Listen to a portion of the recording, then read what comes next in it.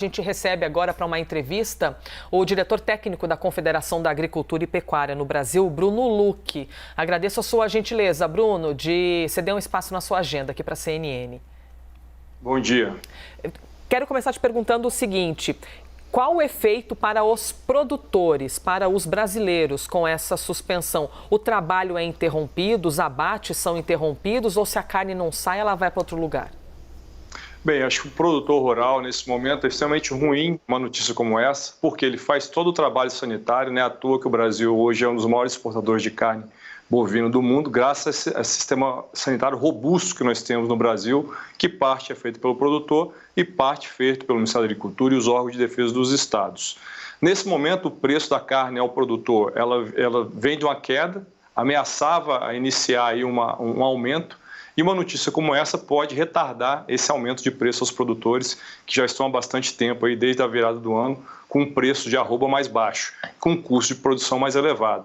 Então, esse fator, principalmente para os frigoríficos que exportam para a China, eles, como foi colocado, ele tem como redirecionar.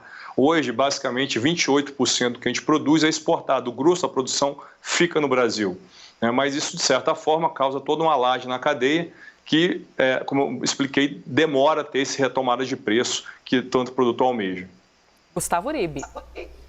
Bruno, a gente teve o cenário de 2021 que foi bastante traumático, 120 dias de embargo da China em relação ao Brasil. Quais diferenças o senhor vê no cenário de 2021 e no cenário atual e acredita num fim dessa suspensão rápida, pelo menos até o início do próximo mês? Bem, acho que vale a pena a gente colocar que esse protocolo é um protocolo que foi combinado, no início das exportações para a China, mas em que pese a gente tem observado que vale até ter alguns ajustes, porque tudo a gente entende que tem que ter uma preocupação quando o caso realmente é atípico, mas o Brasil tem um histórico, nunca teve um caso atípico, é sempre atípico, então não oferece risco ao consumidor. E deveria ser praticamente automático. No momento que eu detectei que não tem problema, essa suspensão voltar imediatamente, mas não é isso que ocorre. Então, como você citou bem, em 2021 foi usada inclusive uma questão comercial, onde o preço da carne bovina estava muito alto no mundo inteiro e, de certa forma, isso foi usado para pressionar uma queda de preço. Eu acredito que o cenário é diferente agora. A China sempre inicia as compras de carne a partir de agora, depois que passa o Ano Novo Chinês. Porém, ela nunca perde a oportunidade de usar isso a favor dela como questão de mercado. Nós esperamos que não tenha um prazo tão alto e que possa ser também, pegando históricos anteriores, nós chegamos a ter um prazo aí de praticamente pouco mais que 2 semanas, esse mercado voltar a exportar.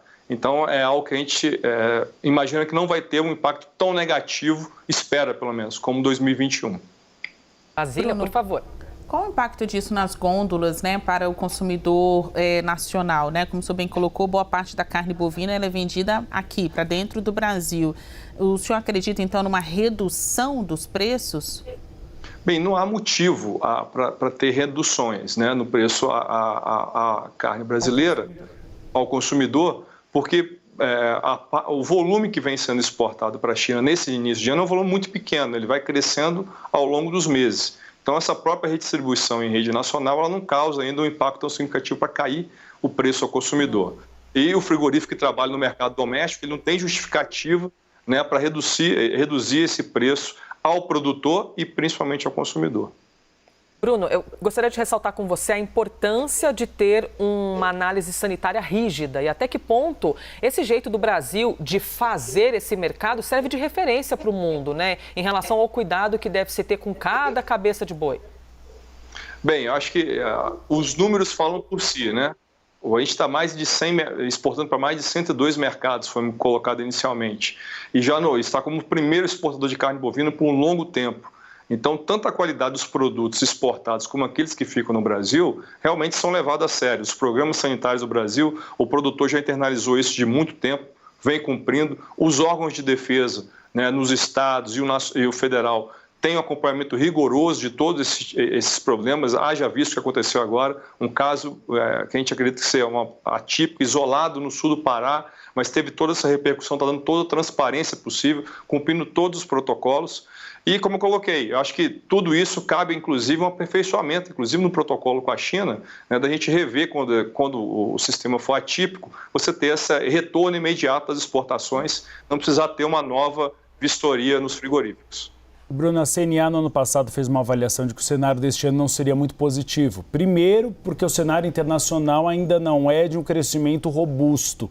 Ainda é uma recuperação do período da pandemia do coronavírus. Por outro lado, você tem uma instabilidade interna no país em relação às contas públicas. Um aceno de maior gastança em vez de cumprimento da lei de responsabilidade fiscal. Vocês têm alguma análise prévia de que maneira essa suspensão pode piorar a situação do agronegócio e um impacto financeiro para isso? Bem, tudo vai depender do tempo, né, que a China vai retomar as exportações. Então, se esse mercado fica fechado por muito tempo, isso aí sim pode desencadear, né, um preço diferente ao produtor rural, um preço que possa ser bem menor e aí prejudicar esse aumento que seria gradativo a partir de agora, né, do início das secas. Então, a partir de março, abril, há sempre uma sinalização positiva de aumento da arroba, em função de você ter uma menor oferta de pastagem, a demanda de carne, geralmente passado aí, esse período de férias, ela volta a crescer também, né, das festas de final de ano, então já tem um crescimento maior. Então, tudo o que a gente espera é que realmente o tempo que a China vai voltar a comprar carne no Brasil seja rápido, né, que ela use isso realmente para ter os cheques sanitários, mas que não demore usando isso como uma questão comercial. Bruno, a gente trouxe aqui na CNN que o Ministério da Agricultura vai promover uma ofensiva indo a diversos países, a exemplo da China, para explicar e reforçar a qualidade, né, a confiança no produto brasileiro. Os senhores da CNA, você poderia explicar com base em quais informações vocês se baseiam, né, com base em quais informações vocês afirmam que esse caso é mesmo isolado e que não é aí um sinal de contaminação em maior escala da carne bovina brasileira? Certo. Bem, acho que já teve o próprio depoimento da Agência de Defesa do Pará, né, que fez essa sinalização, então os técnicos experientes já sinalizando que pode ser um caso atípico. Para ser um caso típico, né, o animal teria que ter ingerido produtos de origem animal, e isso no Brasil é proibido desde 2004, pela instituição normativa, se eu não me engano, número 8 de 2004, onde é proibido qualquer tipo de alimentação para ruminantes, no caso de bovinos, ovinos, caprinos, produtos de origem animal. Então, isso não existe hoje na alimentação brasileira dos bovinos. E o animal lá, pelo que tudo que foi relatado, é um animal criado a pasto, é um animal velho, né, que já tem, teoricamente, essa causa atípica. Ela acomete basicamente animais mais erados, mais de idade, né, mais velhos. Então, tudo sinaliza que seria uma forma atípica. Mas, né, como a gente segue todos os protocolos sanitários, foi enviada a amostra para o Canadá, que é o laboratório referência da Organização Mundial da Saúde Animal, para ela que realmente ela deu o parecer final, mostrando que é atípica ou se é a forma típica, que a gente acredita que não seja.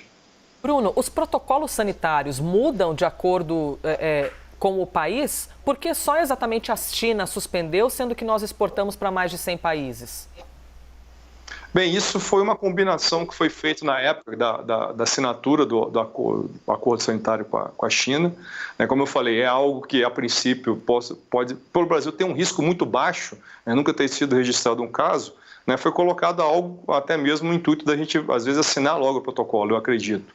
Porém, eu acho que, como eu expliquei, acho que cabe uma revisão, na forma como isso tem utilizado, porque até mesmo já foram várias provas que a gente não tem a doença no Brasil, que a gente consegue cumprir todos os informes sanitários quando realmente há suspeita e que poderia ter automaticamente, assim que confirmados os casos atípicos, o retorno imediato das exportações sem a necessidade de uma nova expensão sanitária desse país. Então, acho que cabe um ajuste, no momento foi feito, no momento para que você pudesse assinar logo esse compromisso, que é recente as nossas exportações para a China, não é algo que nós já temos de longa data, mas que já, como nós avaliamos, já valeria a pena uma revisão nesse quesito. Muito bem, agradecemos a gentileza mais uma vez do Bruno Luque, ele que é diretor técnico da Confederação da Agricultura e Pecuária no Brasil. Obrigada, hein, Bruno? E esperamos boas notícias nos próximos dias para que prejudique o mínimo possível os nossos produtores. Muito obrigado, um bom dia. Obrigada, bom dia. Tá aí, então, não há justificativa para a redução do preço, foi o que informou Bruno Luque, o diretor técnico da CNA, porque já começam os questionamentos, né? Puxa vida, se não está exportando, será que a carne vai ficar barata? Vai ser vendido mais barato para a gente aqui dentro do nosso mundão chamado Brasil? Por enquanto, de acordo com a CNA, não há justificativa para a redução desse preço.